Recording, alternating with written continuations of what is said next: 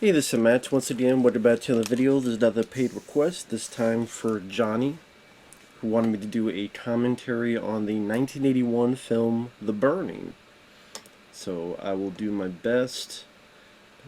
I have a pause at the beginning as I'm getting set up.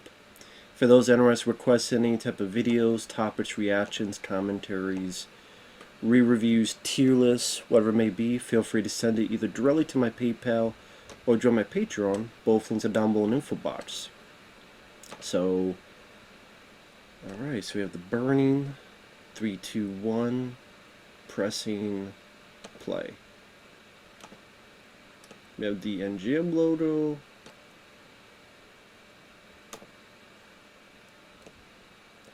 And we have the start of our events at Camp Blackfoot. Now, I've only seen this film maybe 3 times before, so I'm not an expert on the movie and remembering everything. But I do remember liking this as a slasher film. You know, dealing with the Cropsey legend. It was interesting to see some of the early roles of people like Jason Alexander, Fisher Stevens, Holly Hunter. One of the leads was the reporter in Bloodsport, which I remember her from, Leah Ayres. I'm not sure how to pronounce her last name. It was also interesting that by the end there was a male lead. There was a male final guy, which was rare. Something that made it feel a bit different. It does have some gore, some good gore by Tom Savini. I do remember that when it got to the raft sequence, it kind of went up here and then everything down. But I don't think it was that bad. Like I said, I do like the film. It's pretty short, 90 minutes give or take. Now, pretty much this is the event where they've had enough of this guy, mess with them. They play this prank to steer him, but then something happens. He gets caught on fire. Really good fire gag, I'll say. There's a really solid stunt coming up.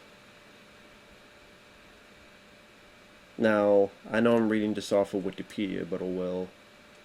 Apparently in 1980, Harvey Weinstein was desperate to break into the movie business. Weinstein producing partner Michael Cole, not the Michael Cole from WWE, recognized the success of low-budget horror films such as The Texas Chainsaw Massacre and Halloween, and swapped horror stories. Having heard stories about the Cropsey legend when he was a young camper, Weinstein brought the idea to Michael, who loved it. It was initiated by the popularity of Friday the 13th.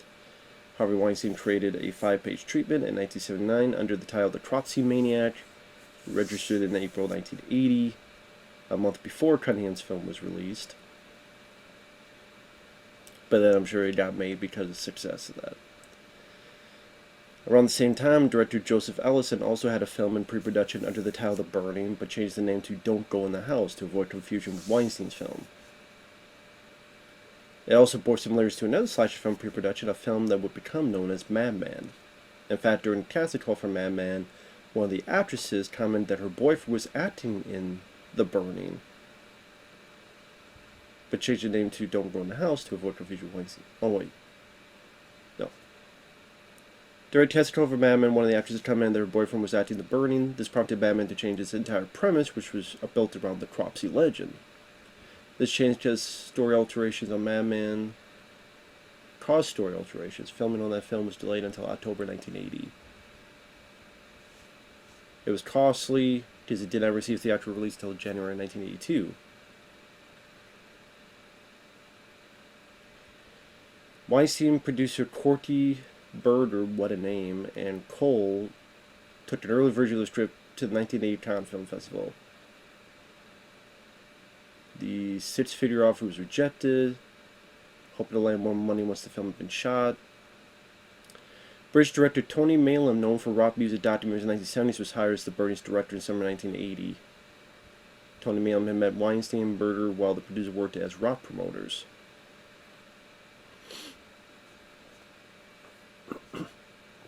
Here we get the event where he freaks out. Was it disembodied animal head?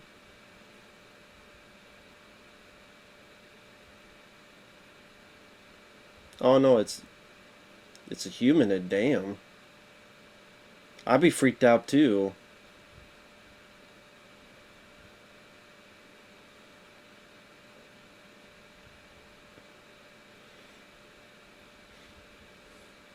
See, you should never have your gas can right next to your bed.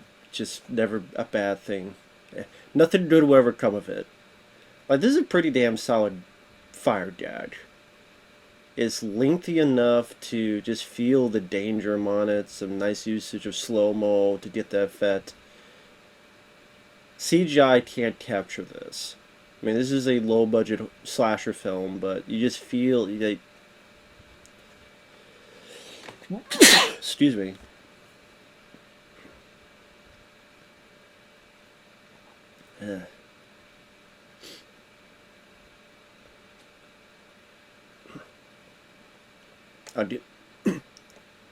I'll get back to that in a minute, but as we're getting to the hospital, St. Catherine's Hospital, he's burnt to shit. He's crispy critter. Detective Fried Chicken is jealous.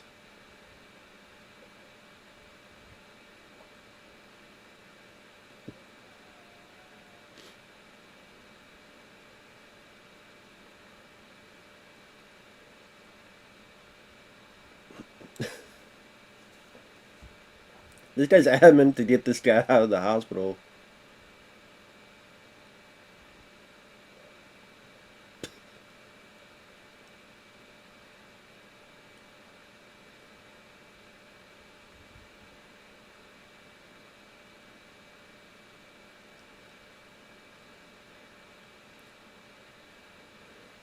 God, this guy's adamant to steer this guy with the glasses. Get the fuck out. Man, you ain't gonna last 5 minutes. Look at this freak, he's a fucking bid bash. I like that line. He's a fucking bid back. He's overdone. He doesn't say fucking, but...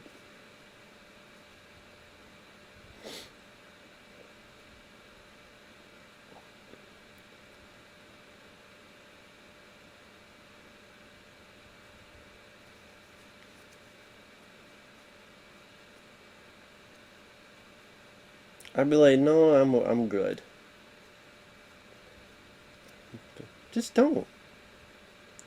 It's like, does this guy steal your candy bar or piss in your Cheerios? Why are you so adamant to steer this fucking guy? This orderly must be really bored or something. Or whoever the hell his job title is. There you go. Stop calling me a fucking freak.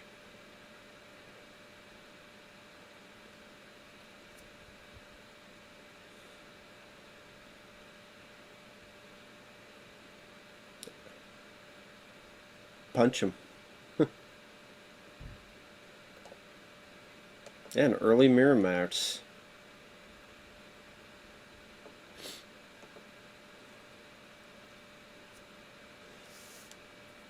So Tony Maylam said once he came on board, things moved quickly. The screenplay was written in just 6 weeks and was sculpted to firm...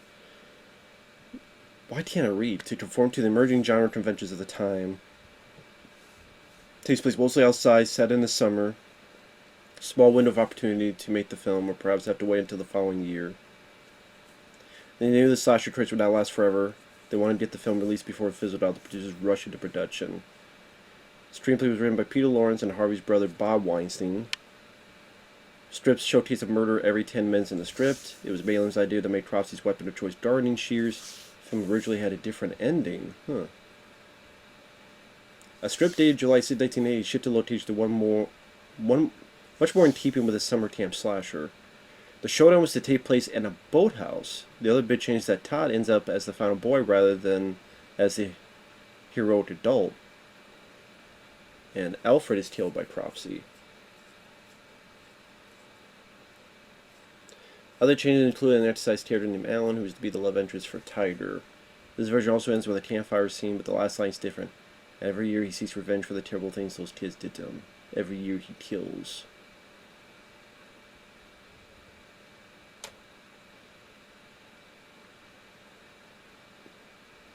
Mirror Match was named after Harvey and Bob Weinstein's parents, Miriam and Max. Budget was between $500,000 and $1.5 million. Most people beyond the production were relatively new to the movie because it did cause some problems, and the film did go over budget. Casting took place in New York in the spring of 1980.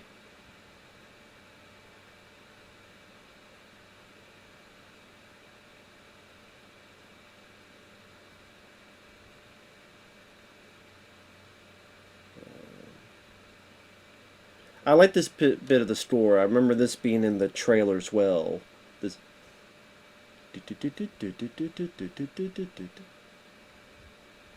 definitely gives a nice sinister feel to it. And you think, okay, is it going to be a slasher in the city? Is it going to be start killing hookers or something?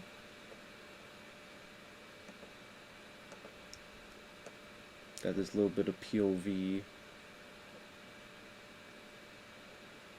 Sweet Cherries. There you go. Go see that movie. Yeah, this ain't gonna end well. Let's see how fucked up burnt he is, and he's gonna...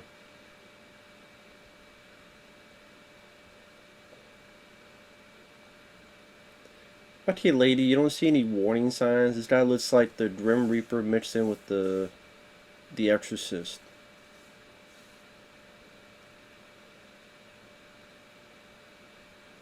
Yeah, there's nothing sinister about the way that guy walks and dresses. Unless you think he just... Maybe you think he's the tall man, I don't know.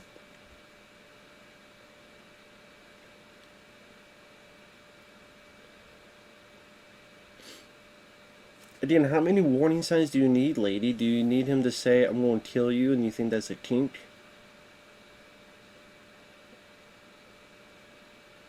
I don't know, did he take out your brain? They got Ted Savini, who they flew to Pittsburgh to meet. He had worked on Dawn of the Dead, Friday the 13th, Maniac. He turned down the chance of working Friday the 13th Part 2.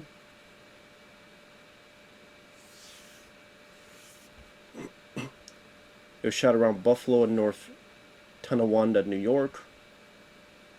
Took place around existing summer camps to give an authentic look.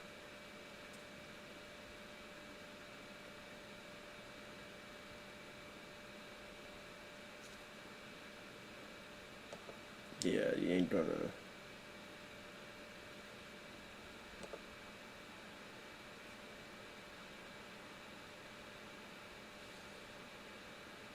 Uh-oh. Yeah, don't have scissors nearby. Oh, there you go.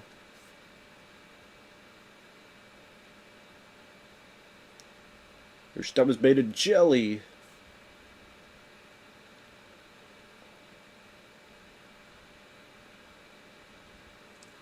Got a little bit of gore in there.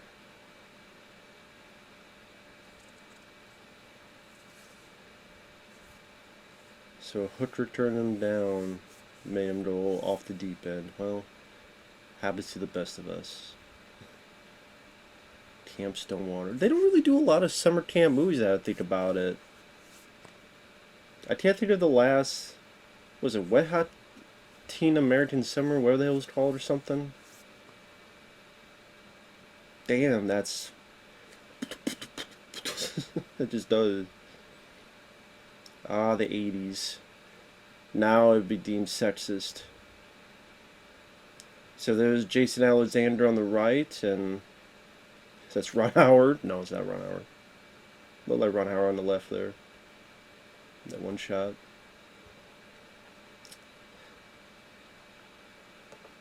Yeah, Jason Alexander, and the other guy is Ned Eisenberg on the left.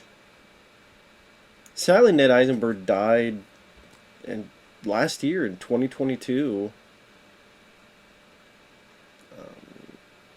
He was like 65 years old.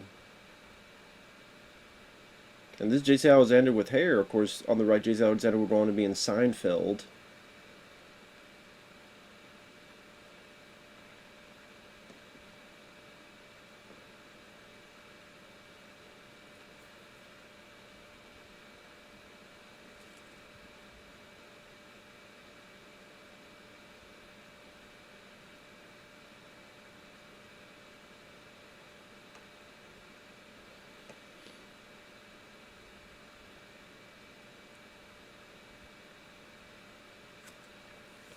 Looking through some stuff. There's been speculation as to why the mine system was chosen for the climactic battle between Cropsey and Todd. As an earlier script showed, it was originally meant to be a boathouse at the camp, and this was switched to a cave system.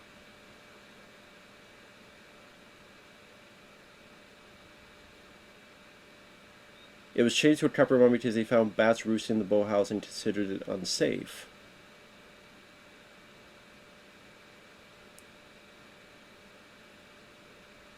Tony Maylam maintains that he was Cropsey for about 90% of the movie, as he could not get anyone else to hold the shears the way he wanted, to perfect the gleam bouncing off the metal. The film was edited by Jack Shoulder, who would go on to direct the 1982 film Alone in the Dark with Jack Palance and Martin Landau and Donald Pleasance, and Nightmare on Elm Street Part 2 Freddy's Revenge, as well as The Hidden. It was talked of a sequel at the time The Burning was wrapping. However, Maylam was leery of being typecast as a horror director, and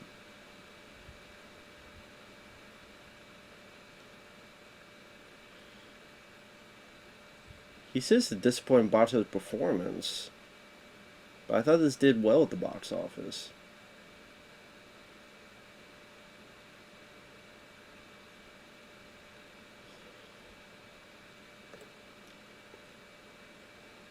Filmways, who got the film, was going to rename it Tales Around the Campfire due to its now iconic campfire scenes, but its original title remained.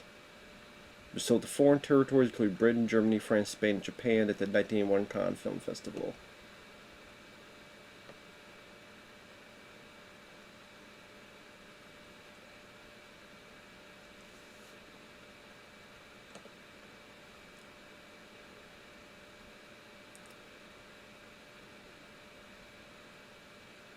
So that girl talking, who on the other scene, she was on the left, that this person here, not the person talking right now, but the person listening, that's Leah Ayres. That's the reporter in Bloodsport. She plays the character Michelle.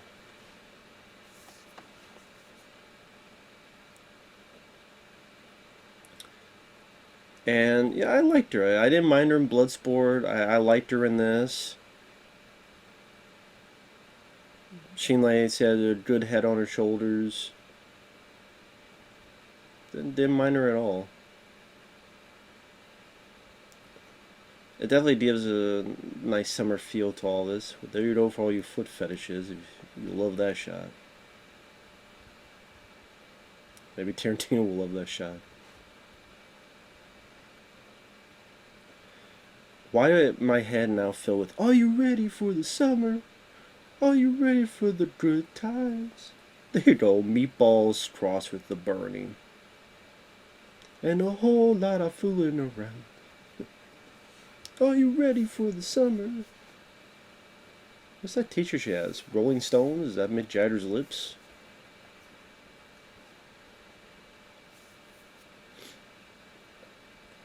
Never went to a camp. Never went to a summer camp when I was growing up. Never partook in that. Just never the opportunity. I doubt I would care to anyway. I'd be like, fuck that shit. I ain't doing that shit. Fuck that. Not for me.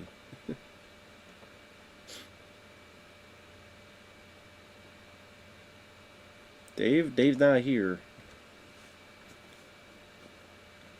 Now, I'm not going to sit here and say that the characters are really truly memorable or in depth.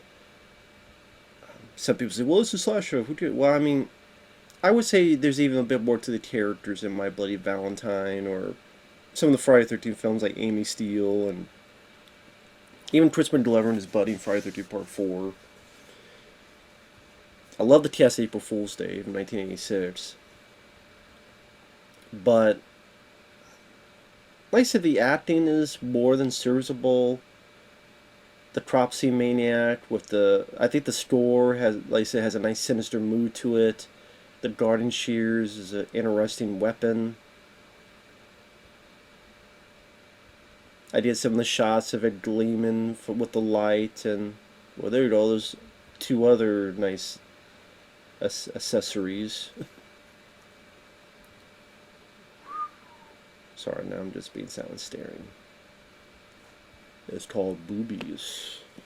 Melons. I gotta drink because saliva's coming down my throat.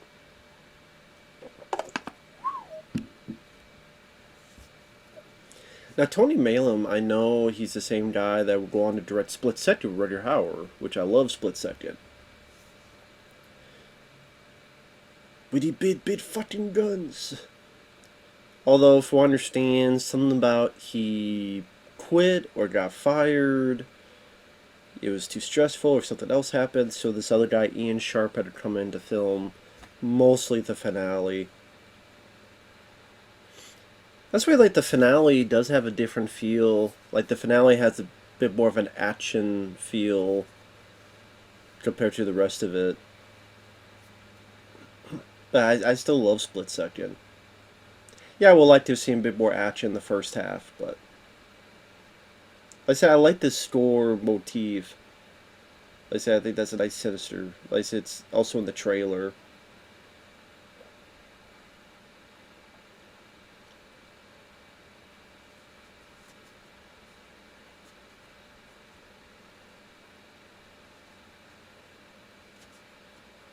So there's Alfred, played by Brian Backer.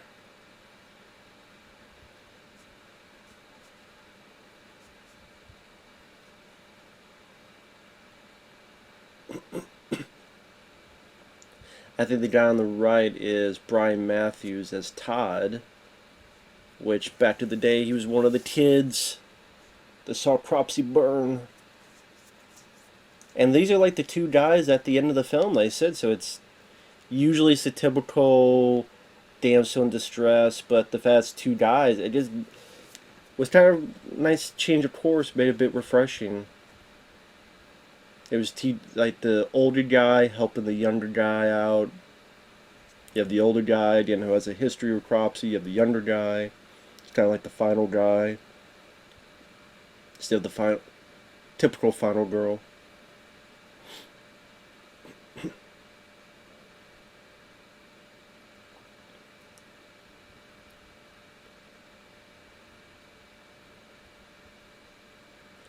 And these two I thought did fine. I don't think Brian Matthews and Leah Ayres, again, I'm sorry if I mispronounced her last name, I thought they did fine. I thought they were likable enough.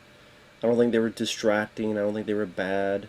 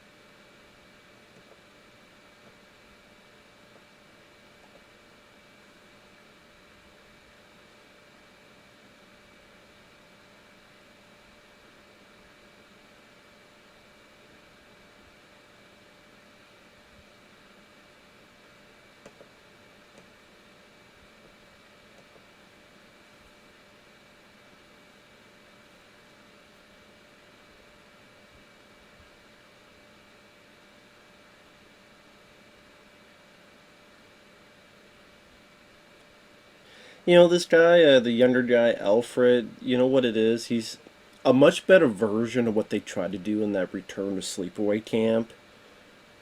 If you remember that character, your ass stinks.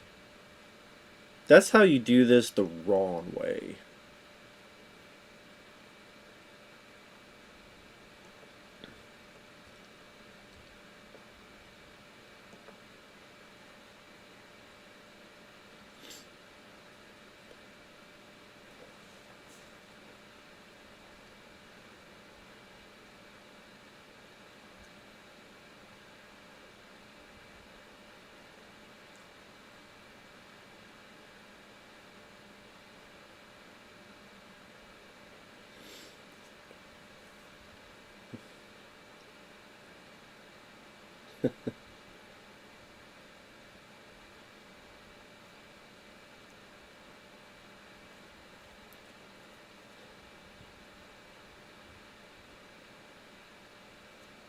I don't know why I like this guy too with the I think that's Glazer.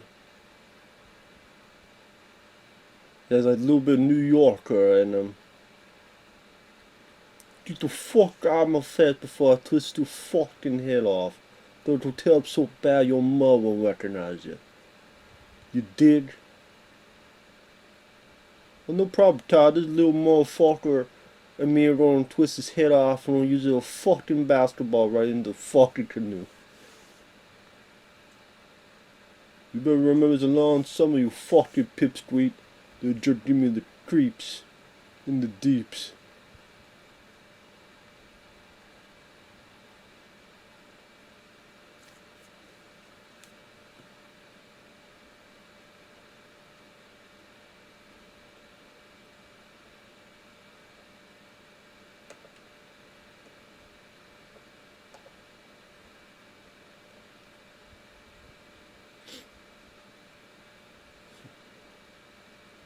There you go, his alley, you chicken shit. See, I thought that was a nice little scene with Brian Matthews to show he's not just a pushover, he's not just a pansy.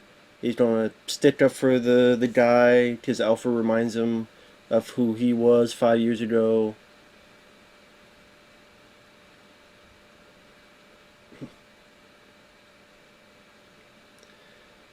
And of these four, again, you got Jason Alexander with the 96 shirt. You got Fisher Stevens right in the middle.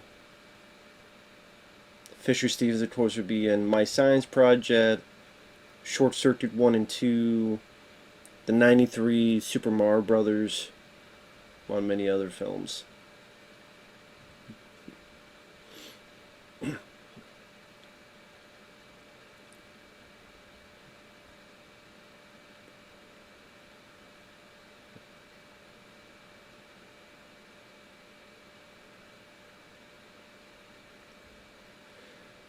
I don't blame him. I don't like swimming either, so I wouldn't want to be fucking swimming. You don't know what the fuck's in that lake. Oh shit.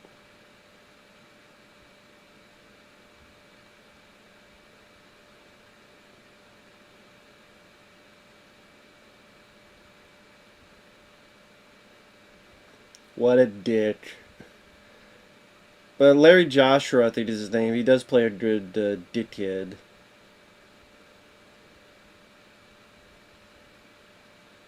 But at least there's some nice people. It's not like out of the blue, everybody's like, I'm gonna stick pencils in his urethra and I'm gonna put 2 sticks up his ass. And so you have some decent people.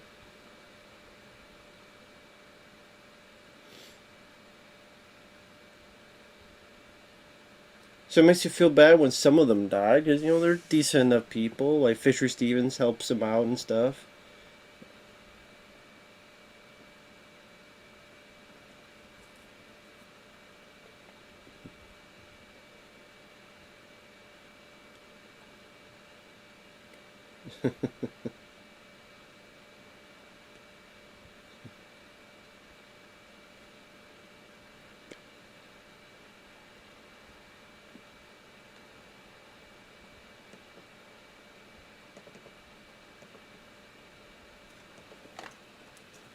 You fucking bitches, I'm gonna do this to you.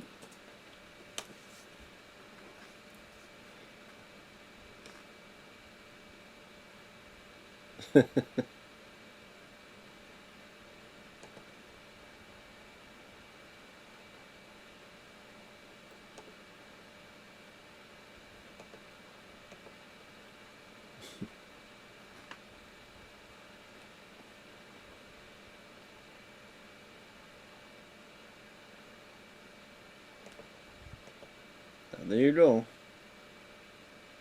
There's a bumblebee in that.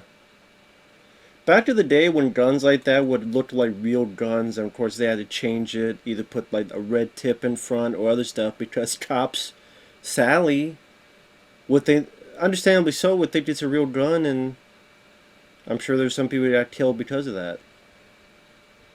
Well, I guess you have male nudity, not just female nudity, so there you go, ladies.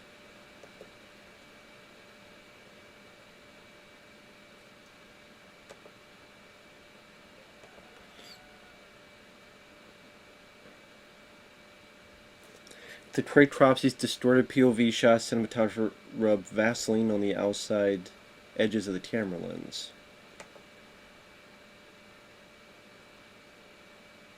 What the fuck is this guy doing? Playing with a dart on his arm.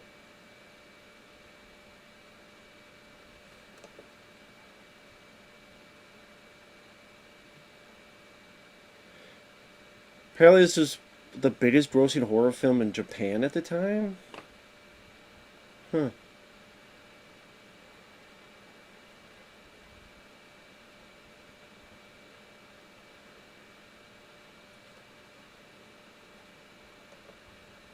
Holly Hunter says, well, look, I got paid more than I ever could have imagined on The Burning.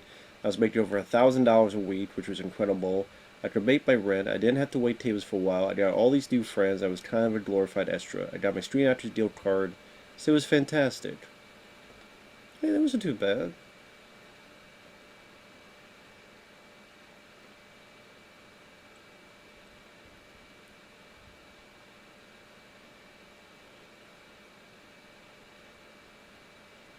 According to the DVD documentary Blood and Fire Memories with Tom Savini, there were creative differences between the producers and writer-director Tony Maylam, and special effects makeup artist Tom Savini was actually asked to write and direct a new ending.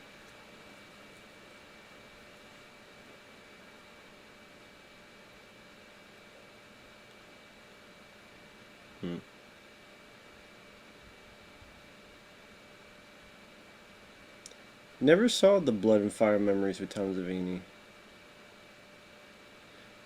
I'm trying to think actually, was that the featurette on the Blu-ray? Maybe I did. Oh shit.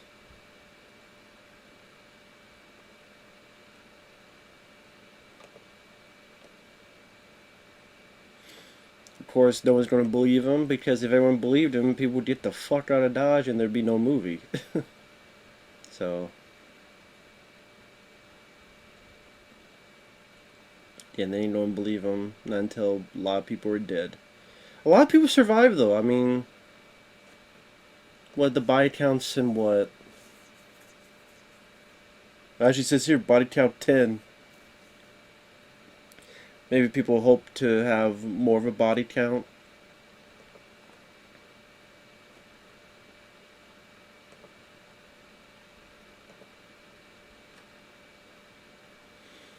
The movie is fairly new for a slasher movie in the sense that most of the women who were killed did not have sex prior to their deaths. In fact, they strongly refused to be seduced into having sex. Furthermore, the character who takes on and survives the killer is a man with a violent past rather than the standard final girl who's usually innocent, helpless, and morally upright. So yeah, this guy here, Brian Matthews, in order to protect Alfred, is the one taking on the maniac.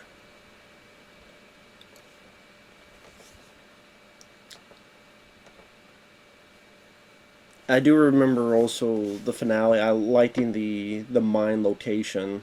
That was a nice location for the finale. I said there's a lot of little things that are. I said that the kids seem personable, and the acting seems more than I said serviceable, like better than serviceable. Like, I would say better than usual for a slasher film. I mean, Jason Alexander is actually and is handling it very well.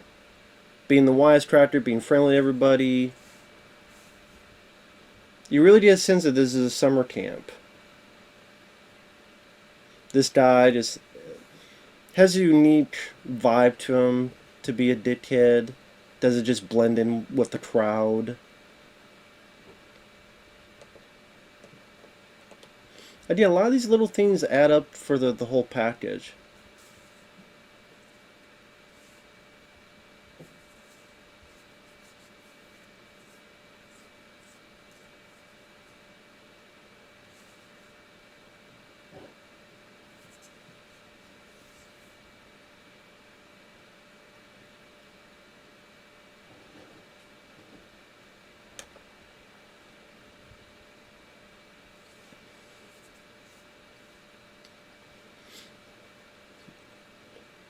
Now, this is a time period where you had a lot of slasher films coming out around this time, before and after. I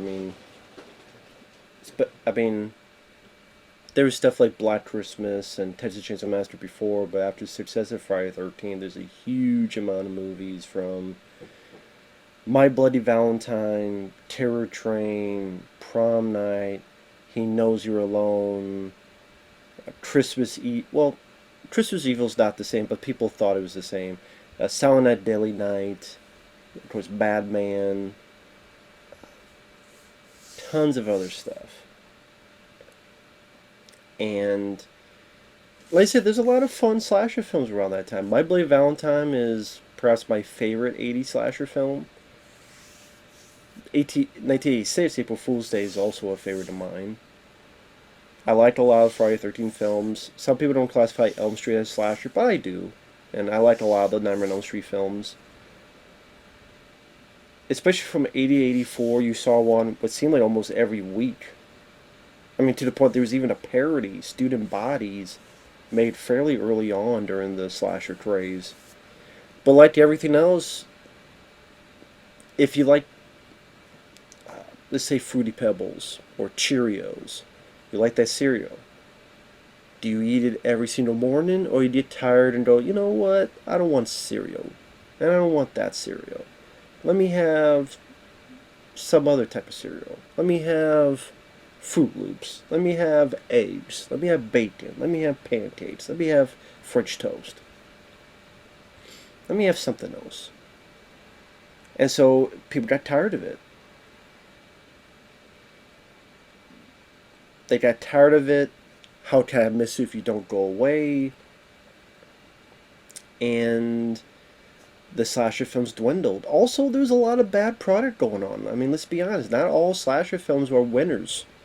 I know there are people out there that love every single slasher film to come out. Uh, Not the case for me. I mean, there are slasher films I like, and there's slasher films I don't like. It's like every subgenre. And if I could look at a list, see if there's like a really good list of slashers.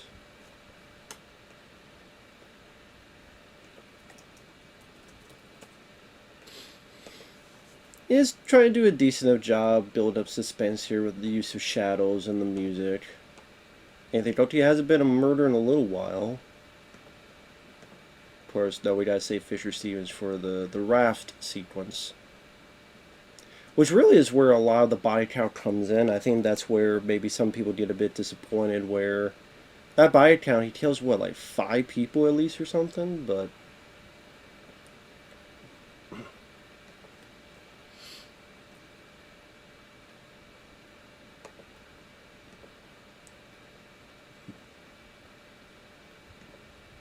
okay, I have a letterboxed link that a guy's attempting to put every 80 slasher film on there. So he got up to 542. So that tells you something about how many there were.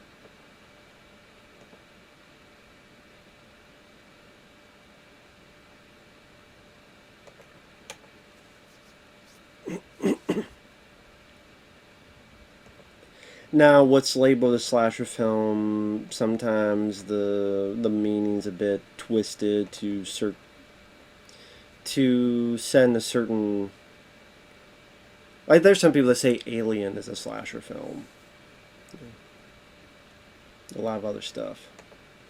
I mean, there are even films I've never even seen. You know, Shadows. Well, I guess maybe '79. You have films like Shadows of the Mind. But I mean, you got Terror on Tour, which to me is one of the worst 80s slasher films. Terror on Tour, it's god awful. To All Good Night, was not a fan of that one. Maniac, I liked. You know, I liked Joe Spinell's performance. William Lested's dirty, encrusted, view of New York and the way that was shot. Wonderful effects by Tom Savini. Demented, again, one of the worst slashers of the 80s. Motel, I mean, if you look at it that way, it's definitely a quirky take on it. He Knows You're Alone, I thought was pretty boring. Fade to Black, I really enjoyed the story. Dennis Christopher, as a hardcore film fan of older black and white movies, Jimmy Cadney, Marilyn Monroe, and he goes off the deep end and uses makeup and such to become Dracula, the Mummy, and starts killing people. Just that I thought that's a good film. Vendor Syndrome released that. Home Sweet Home, one of the worst. The guy from Body by Jake, kind of Thanksgiving movie, but not really. Has a fucking guy looking like a mime. I think it's called Mistake or something. But then you have My Bloody Valentine, which I think is what, the best. It's my favorite. The Funhouse, didn't mind. I liked a lot of Friday 13th films, like I said. Final Exam, one of the most boring 80s slashers. But then Hell Night. I liked Hell Night. I thought Hell Night with Linda Blair was pretty decent. Just Before Dawn, I like the score. It's Brad Fiedel, who did The Terminator and the original Fright Night. Just Before Dawn definitely has a nice wilderness. They shot that location very well.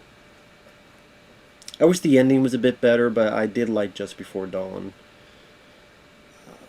Halloween 2, my favorite Halloween film. The Prowler, not a fan. I think the gore's good, but has nothing else. Like, to me, like this campfire scene, I do like the way it's staged. I like the way this guy tells a story. And like I said, there's other elements in this film I do like. Like the Prowler has good gore as well, but to me, I don't care about the characters. I don't care about the acting. I don't care about the look of the killer.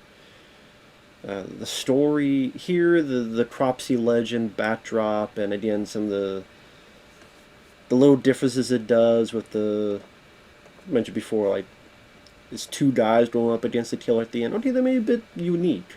Separates itself from the pack of, the hundreds of other films when you look back on that decade of slasher. Sound Rage, some people say that's more of a Frankenstein, Mad Scientist type of story, but some people label it if Chuck Norris starred in a Halloween film. I love Sound Rage.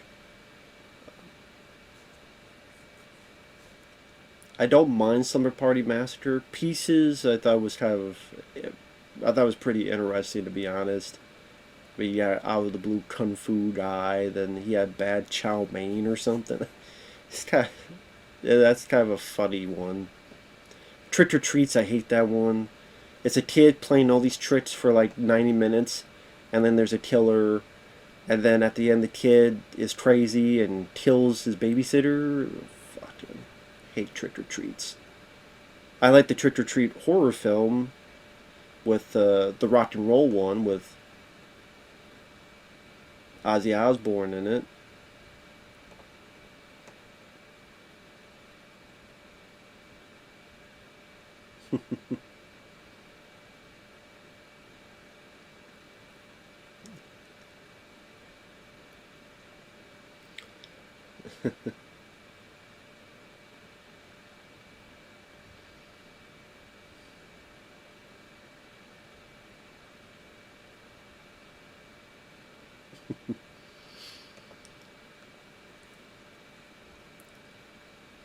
Well, they definitely failed and like they definitely lied. They said there'd be a murder every 10 minutes, and really there's only been one kill so far, and it's been like 40 minutes.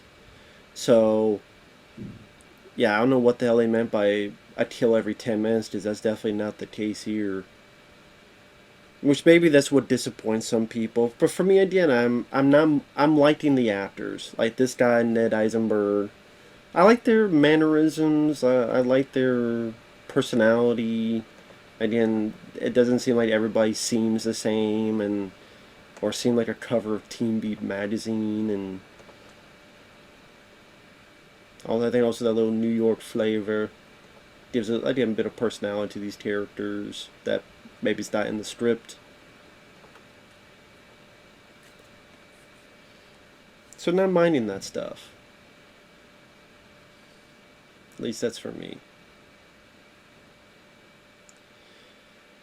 But if people wanting like a complete bloodbath, I mean, other than the raft scene, maybe they feel a bit disappointed with that and they didn't get what they wanted. But I mean, you look at all these other films that I can't tell you much about because I haven't seen, from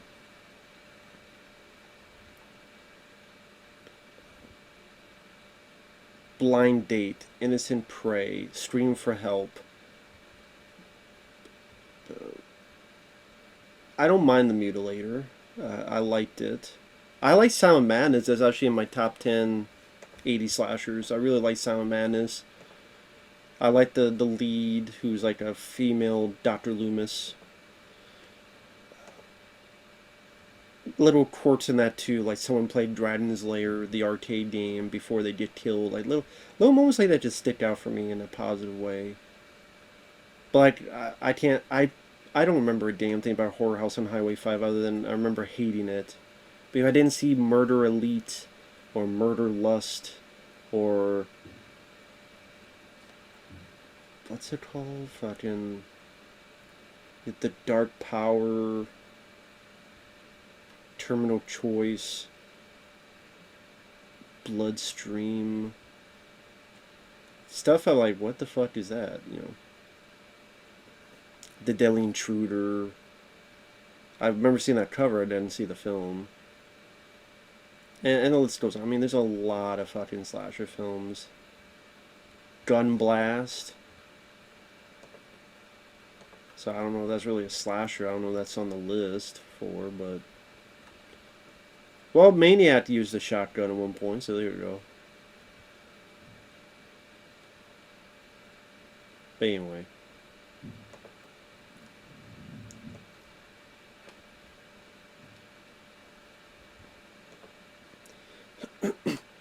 But there might be a lot of people that, you know, are into this type of stuff. They're like, okay, well, when's the murder? Where's the death? Where's the gore? All that other stuff. So they might be a bit disappointed with that.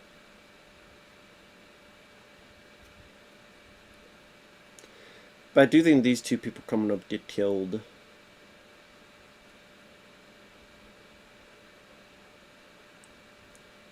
Yeah, you're an asshole. You pissy mood. Get the fuck out of my face. No means no, dickhead. No means no.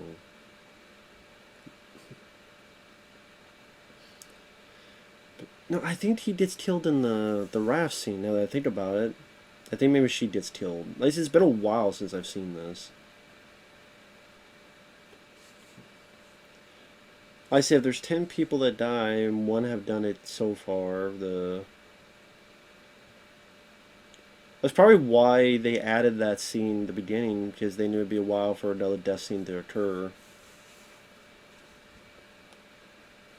Which would be this bit here. I'm trying to remember if it's a sliced throat or...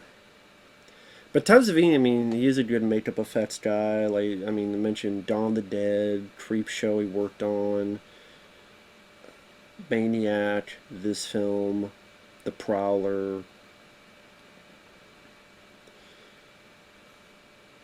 He even worked with Joseph Zito, who did The Prowler, on some action films. He did a little bit of work on Invasion USA with Squibs, Red Scorpion, where the guy gets his arm blown off, and when Dolph Lundgren's getting those needles in his arm. Tom Savini did those effects in Red Scorpion.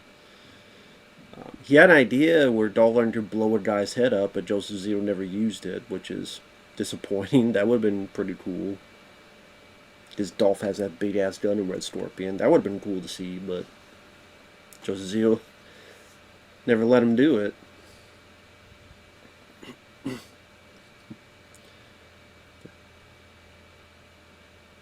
Ah, there you go. Yeah.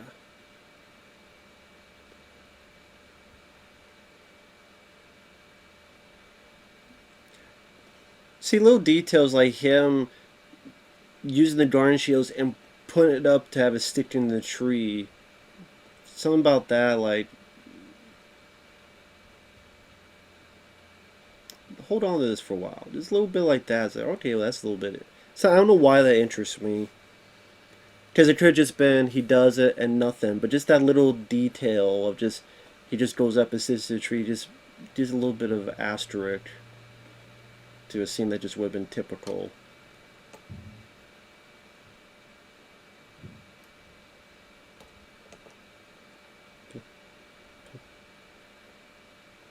I'll be right back. Sorry, I had to do something real quick. So I'm paused at 49 minutes and 57 seconds. For those who are following along, in 49 minutes, 57 seconds. 3, 2, 1, pressing play. And I have to say, like, when I first saw this, I do remember being a little bit disappointed that see, with all the people that you see around the camp, you think it'd be a bigger body count and this and that. But again, like I said,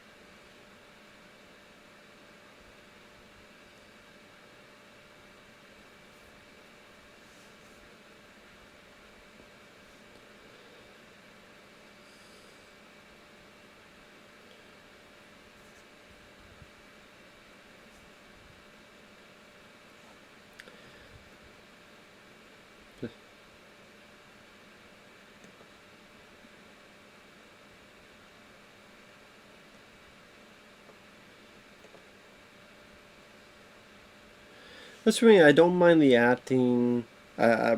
It's a there's not in-depth in the terror, but like I said, because the actors, it is this. I don't know how to put it. They're decent enough that it makes it fine with me watching them, even when there's no gore going on. If that makes sense.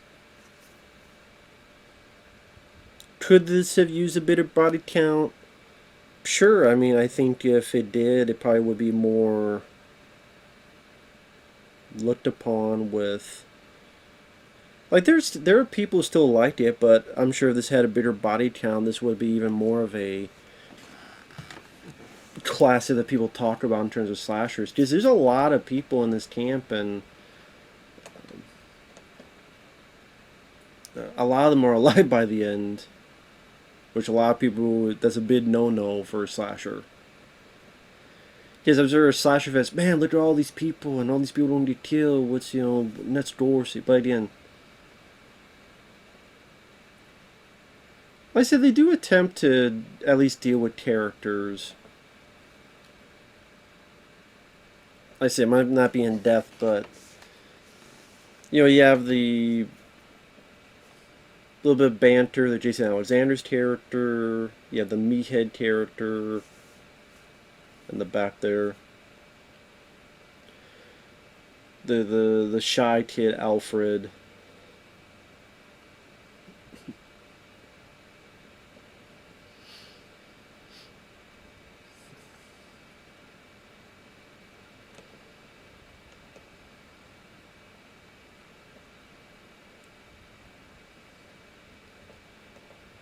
Let's say if the acting was poor and all that jazz, then I probably would be more annoyed by it than anything else. Like Demented is a terrible in terms of acting and story. Terror on Tour, that is much more of an incredibly boring, poorly made film. Final Exam is a lot more tedious, with no interesting characters or no.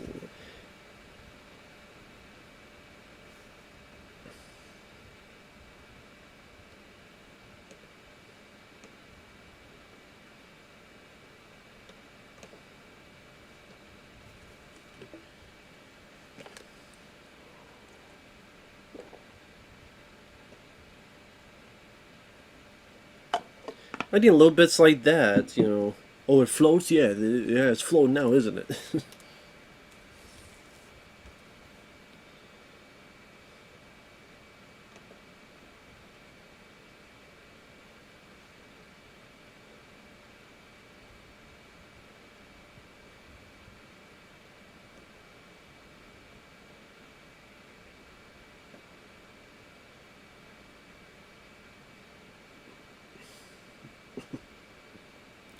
Again, no means no, goddammit.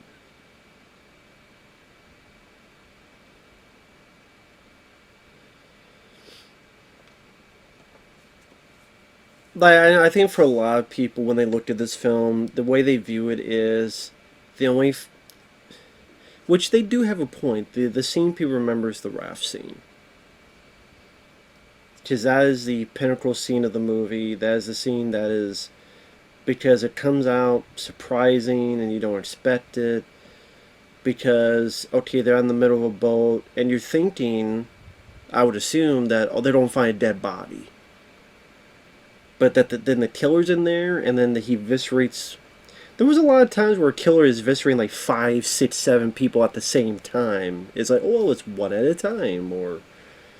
But wow, he's only like kill like all these people, and that's where most of the body count is, and like we've had 2 so far. There's 8 left.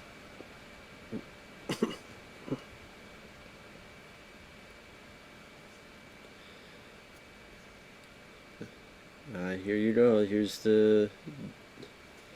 All these kids are DOA. How many kids we got there?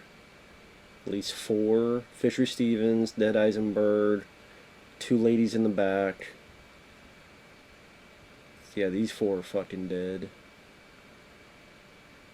We have the 5th guy there. Almost missed him. So that's 5 there. So those 5 are dead, and 2, 7. That means there'd only be like 3 more.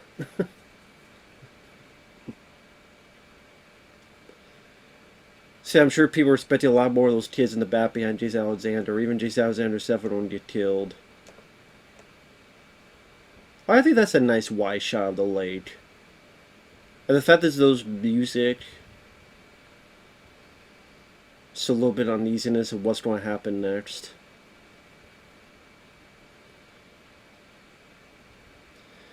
But hey, you know what? There's a lot of slasher films that have no pinnacle scenes. That have jack shit to remember. So the fact that it even has one pinnacle scene to remember does show a lot compared to a lot of slasher films, especially the 80s.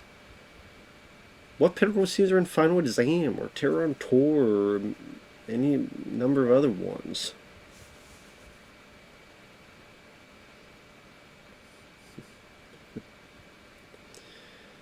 I mean,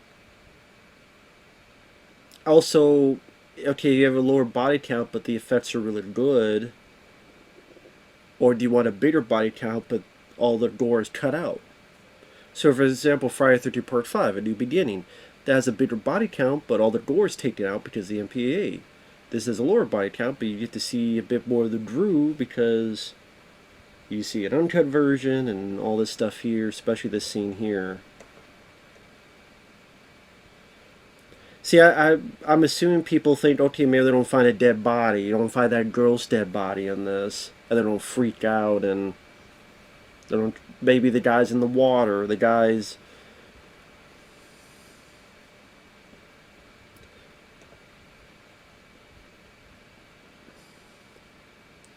And there's no music to spoil the surprise.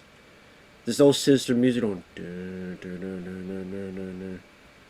This is lingering shot of the canoe.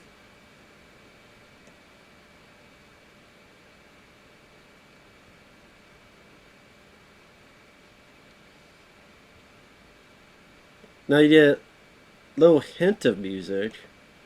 And you maybe think they don't find a dead body or such. So, okay, they do have a little bit of music. But, you know, they start a little bit later. As they, oh, they don't find, oh, there you go. And that's the pinnacle.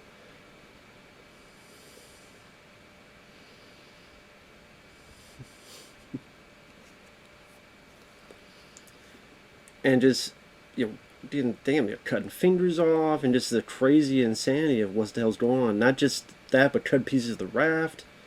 That's a good effect in the neck. Ooh, right across the face. Now, Fisher Stevens would just see his fingers cut off. I mean, you could still be alive with the fingers cut off, but obviously It probably did a lot more damage than that. Now, the best way to put this for a lot of people is, oh, now the movie shot its load. You know, it shot its load, and it never reaches that pinnacle of that raft sequence. And when they said, I get their point, I get their... They got a point to it. I think if you had maybe one more scene that even ups the ante on that, or maybe the cave system where there's a bunch of kids there looking and they get separated and he comes in and it's even more of a smorgasbord. Maybe, you know, maybe.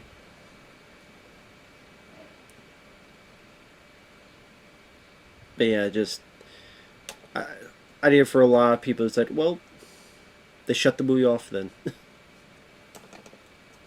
But I can repeat myself. I do not mind the actors in this. I think they are natural. I do think they're natural. I don't think they're bad at all. They don't feel forced or staged or whiny or annoying or anything of the sort. So that does go a long way in films of this nature.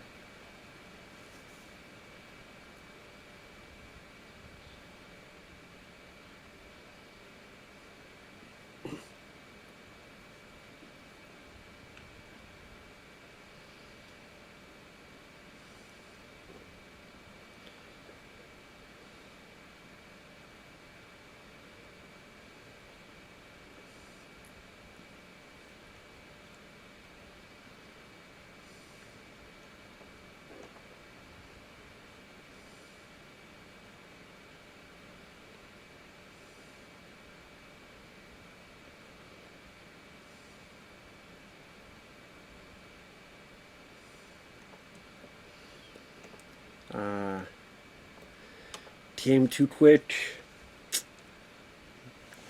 You some bitch. You see, can't be talking the talk if you can't walk the walk with your tripod. I'm telling you, man. Don't talk that smack if your pecker ain't on the attack. You fucked up, man.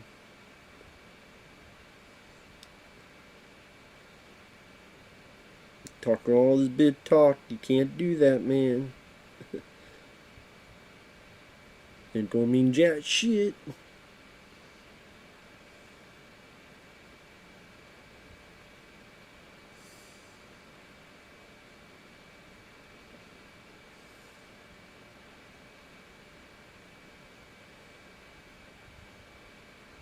Yeah, because she feels sorry for you because you're...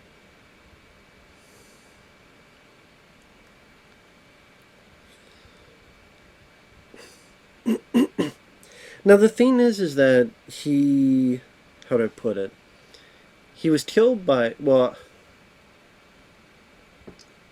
I guess even here, like, they didn't really have sex because he did a premature insapulation. But maybe it's that...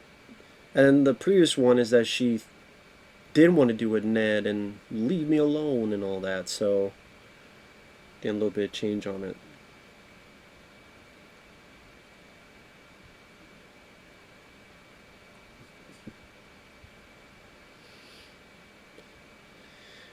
This is why we set up why this guy is a peeping Tom. We set that up earlier because, oh, he's watching, so he watches the events happen. If we just set that up of, well, he just happens to be watching, how convenient. Oh, we set it up, he's a little bit of a peeping Tom because these people pick on him and maybe he'll try to steer him or do something else because they're picking on him. Although she doesn't really pick on him. I mean, and they even mention in dialogue, so... Yeah, the Vaseline.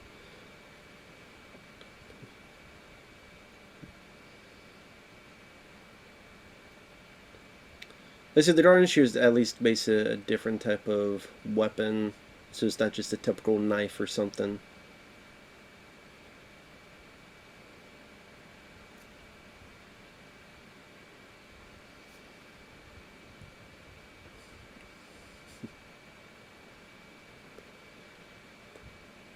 Well, he's not being a peeping Tom that time.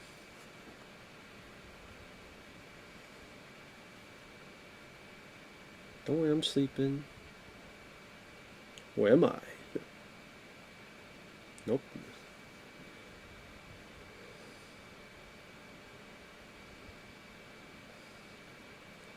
See, now we're only into the peeping Tom thing.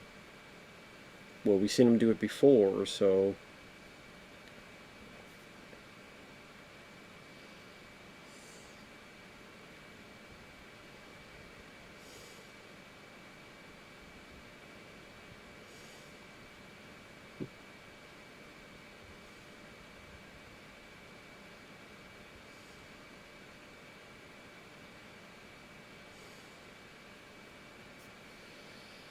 Oh, shit.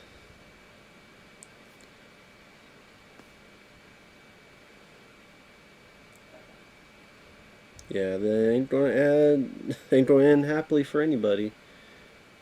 Now I'm sure this is like, oh man, we didn't get to see this death scene, so people may be feeling disappointed with that and all that jazz. Because you didn't get to see this one. But this is a nice after effect.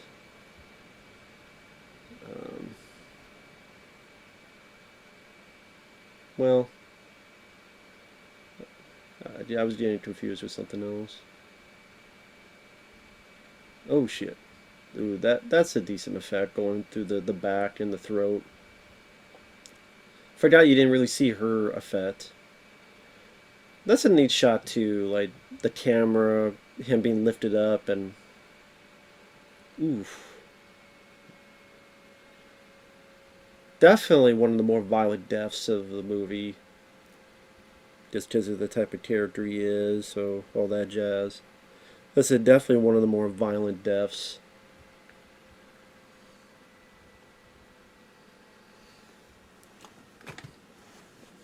I think in the typical slasher, you just assume, okay, he's going to get killed.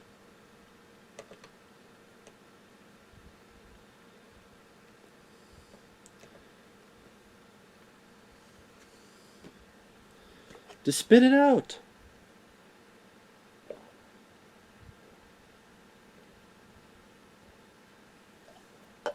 Spit it out. There you go.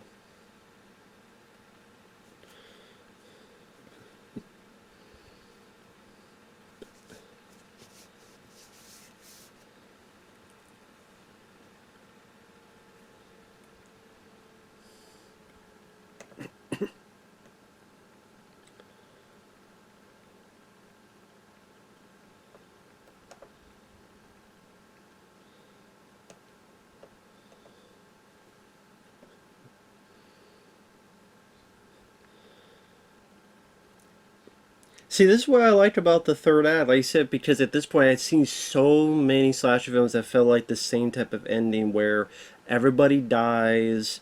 Well, 90% of the people are dead. No one knows anything yet. We have the girl. She finds the dead bodies. They fallen out of the woodwork. Chased by the killer. Blah, blah, blah.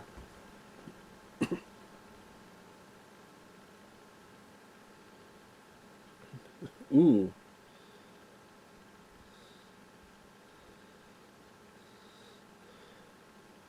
So as I said, this may be a bit interesting. This is a nice camera work on the side, following him through the woods. It's not the easiest thing to do because if you trip with all sorts of branches and shit. I don't know if they laid down they just had someone running on the side, or they laid down a track to have a bit more of a smoother look to it. And who did the score? Rick Wakeman. Did not mind the score for this.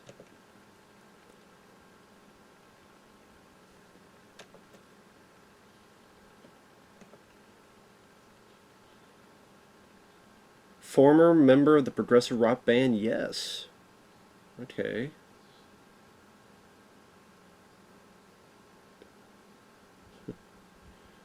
Okay then.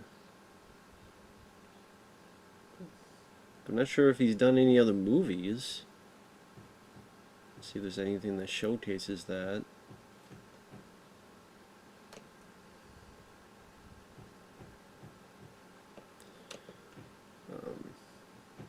I guess he worked on Creepshow 2 as well with Les Reed. At least that's what it says here. Ah, yeah, this is the...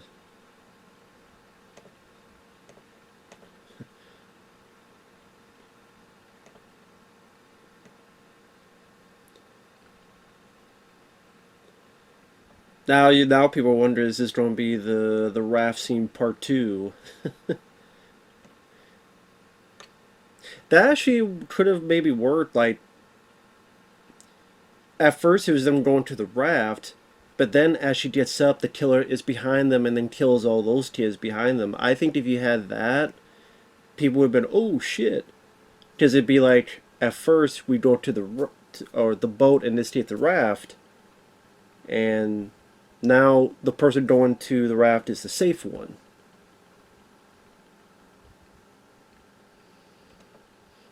Like, if she got up there, turned around, there's the killer, and killed all the rest of them, I think people would be like, oh shit.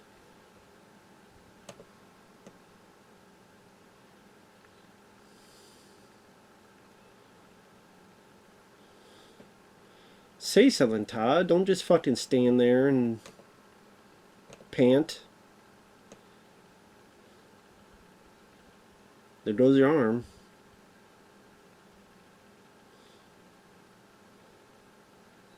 Now there you saw what happened to Fisher Stevens, the rest of his body.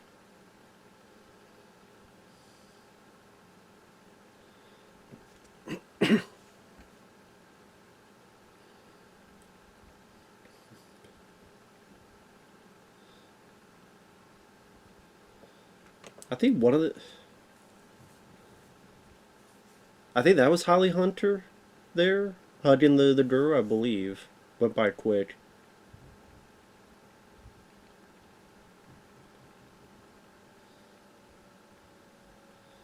But I kind of like this too, because they actually do save some people. There's a bit more sense of accomplishment, not just kill the killer, but a sense of accomplishment. Okay, we're going to get people here, we're going to save people. I don't know, just feel like there's a little bit more accomplishment to it. And if you have one guy going to go after to save this kid, which gives the idea a bit of a different feel to the third act of these normal slashers.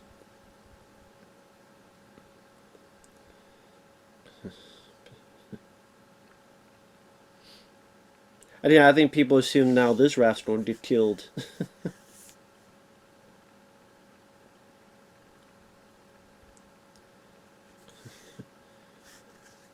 Like, they're going to tap this raft, and then it's going to be up to her, when it's not the case.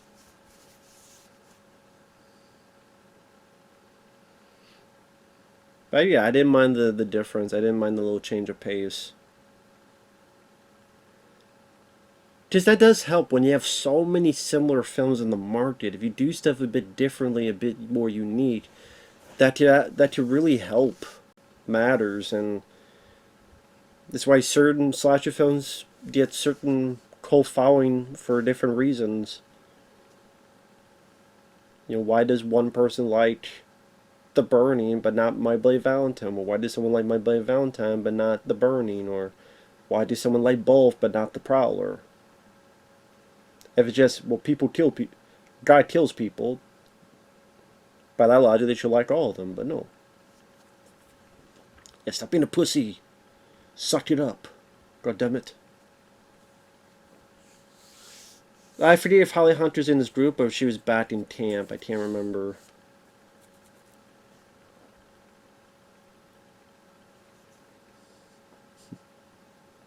I mean, he's not quite Doug from the Hills of Eyes remake, but...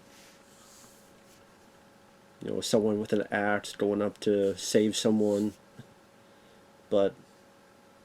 I'm like, okay, this is it.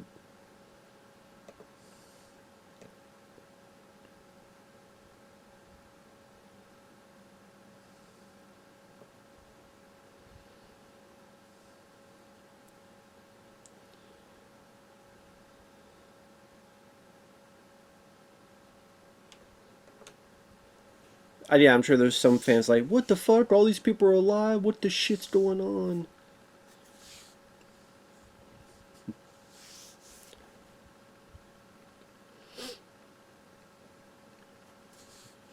Just fucking say it.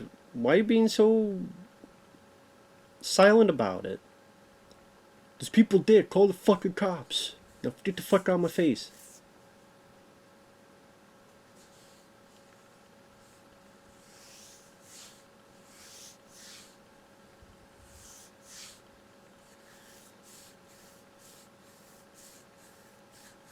You know, believer, goddammit.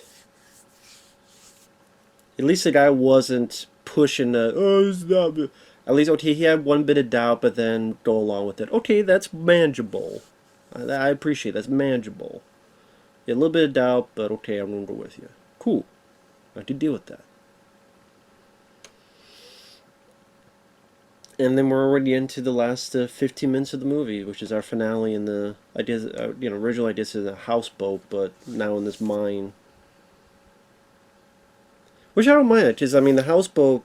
You say that was done decently well in the Mutilator.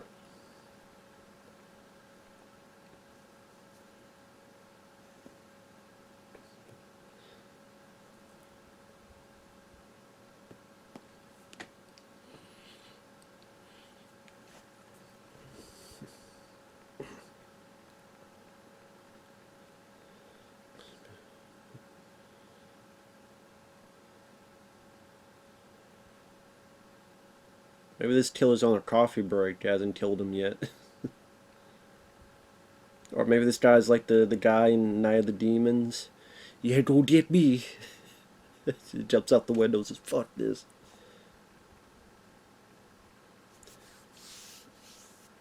I love that guy in Night of the Demons.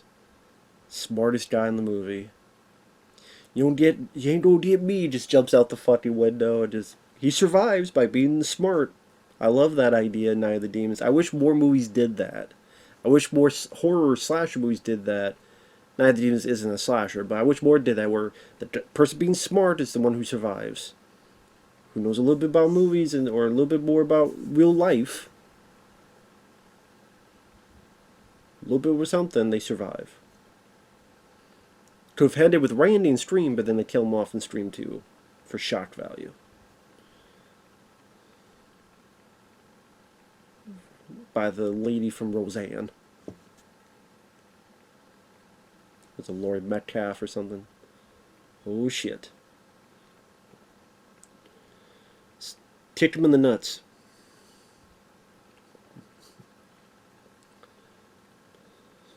Kicked him in the nuts. Stomp on his feet. Again, nice decent camera work. Rolling around the side. Come on, fight.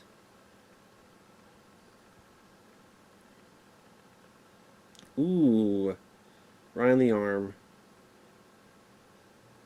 I'm trying to remember why he doesn't kill him right away. I guess to bring this guy towards him for the streaming. Lure him in. But to say he's not streaming anymore, so he can't lure him in, but I guess he could have just killed the guy. He'd be coming in anyway because he's not hearing any more noise. So yeah, I don't know why he didn't just kill the guy. Because if you don't lure him, you think you do it with, okay, keep streaming, so you lure the guy in. What with these ruins, like what this used to be, this area? I'm sure it says on the commentary, but like what this used to be.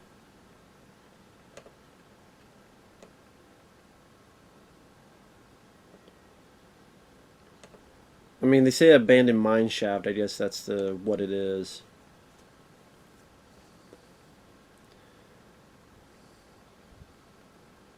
As I mentioned before, yeah, abandoned mine shaft, but I guess what I meant is that I wondered what it was when it wasn't broken down and shit. Like when it was pristine and new, what the full look was way, way back in the day.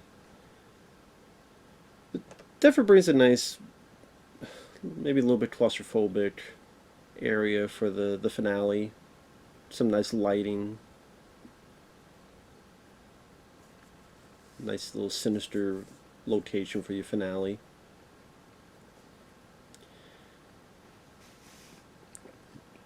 I know a lot of times the motif is it can't be a guy at the end of these movies because, quote, it's less scary. Because if a guy screams, you're supposed to laugh. If a girl screams, I'm like, no. I mean, you put yourself in the situation, especially if it's a killer, it's a killer. Regardless if it's a guy or a girl as the lead, you're still dealing with a fucking murderous, rampaging killer. So, I just think they should mix that up a bit more. Sometimes have final leads of guys, sometimes have final leads of girls. Mix up a bit. Hell, you do the WWF booking a 50-50 for all I care. Just mix up a bit. Not 99 and 1%.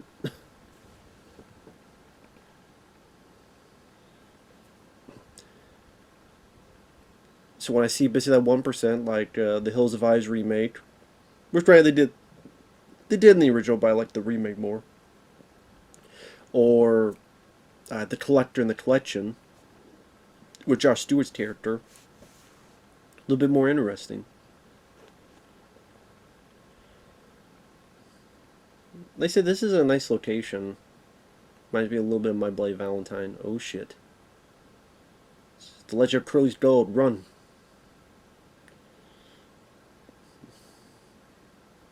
Oh shit.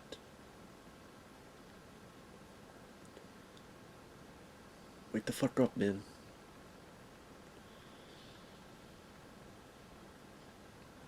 Oh shit. There you go. Fucking flamethrower. Where did he get a flamethrower, by the way? Was that just hanging around this mine shaft? The fucking flamethrower? Someone just left it behind? I mean, you have a killer with a flamethrower, there's always something to perk up at. Like, oh shit. This is what this guy realizes who this guy is. I like the way this is edited too, this build up, where you see the flames, you don't see his face, and you realize one of them is Todd, and he was one of the kids. Todd.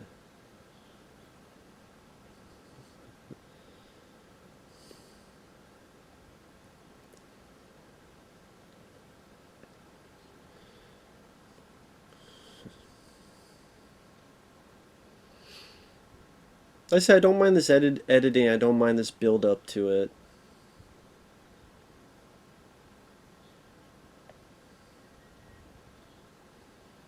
I mean, right, we've already seen some of this stuff, but again, the bit with the flamethrower just...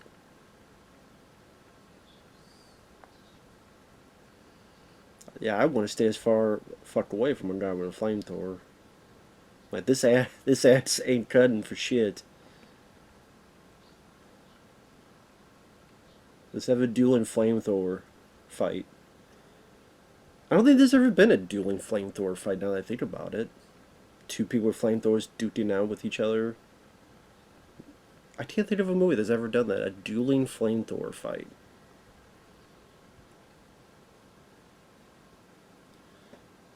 Lord Alfred Hayes, are you in here?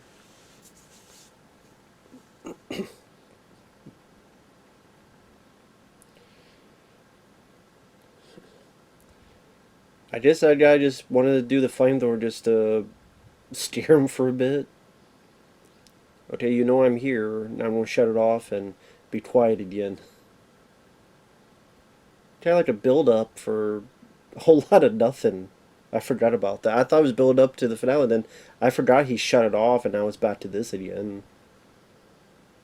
It's like, why did he do that in the first place, then?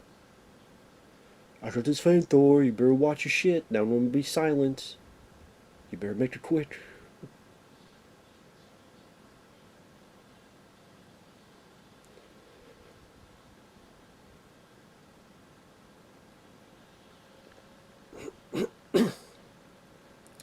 I don't really do star ratings, like 5 stars, and if 5 is the most, I probably did this. You got the makeup there by Tom Savini, which I think Tom Savini, some say he wasn't happy with it, some say he was.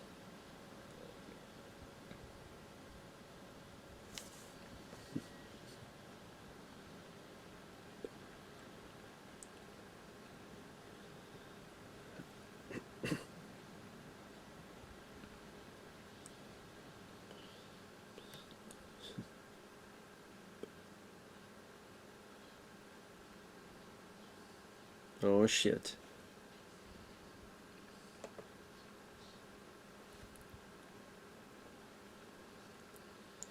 Interesting to have this editing with with some of the past victims in there.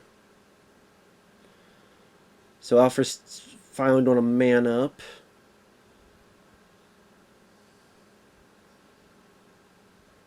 There you go.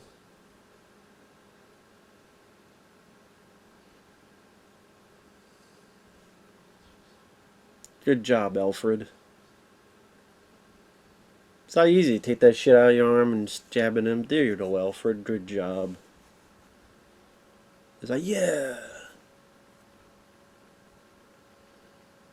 But there's always got to be one last steer. So we're not quite done yet. They'll have the helicopter land on her. Be the Twilight Zone movie all over again. Be careful.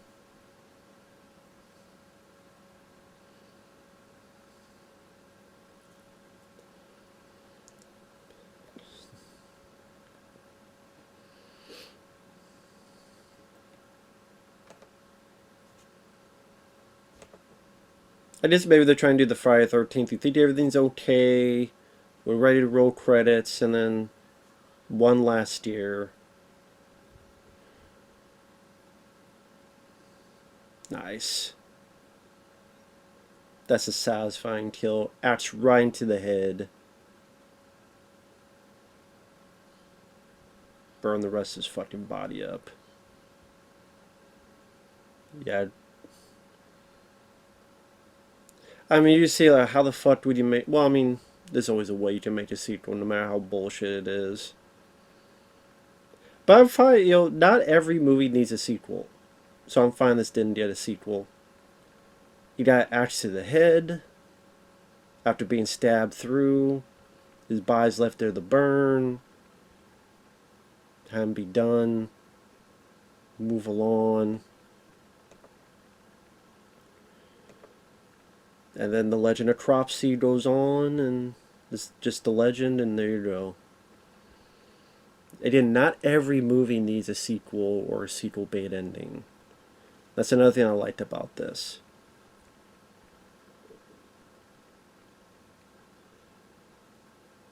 Now the story says they never found his body, but it could be whether was that true or is that part of the legend that they built up.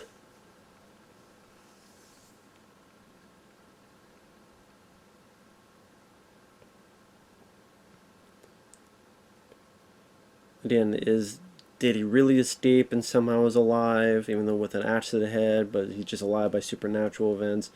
Was it just a legend built up to steer people? And this is a campfire like the campfire seen before.